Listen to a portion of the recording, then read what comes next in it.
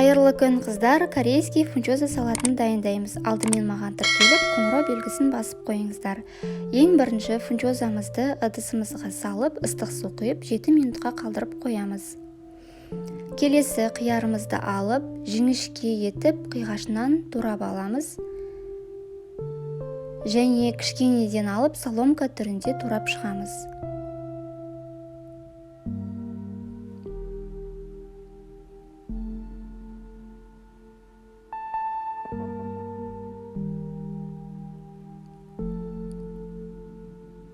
Қиярымыз дайын болғаннан кейін ыдысымызға салып аламыз. Келесі тәтті бұрыштарымызды дәл жаңағыдай етіп, қиғашынан жіңішке бөліктерге турап аламыз.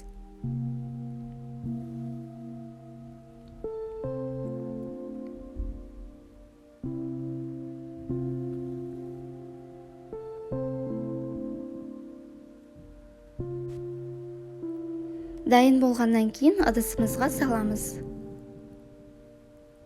Келесі сәбізімізді үккіштен өткіземіз. Осы уақыт аралығында біздің фунчозамыз да дайын болып қалады.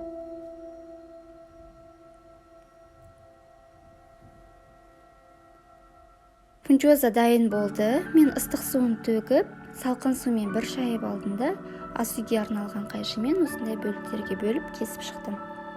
Араластыруға жеңіл болады. Салатымыздың үстіне қосамыз.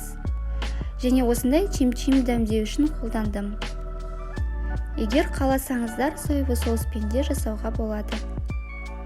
Дәмдеушімізді қосамыз және жақсылап араластырамыз.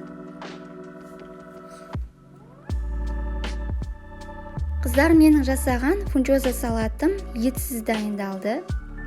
Егер қаласаңыздар, етті соломка түрінде жіңішке етіп турап, оны бөлек қуырып алып, үстіне қоса салуға болады.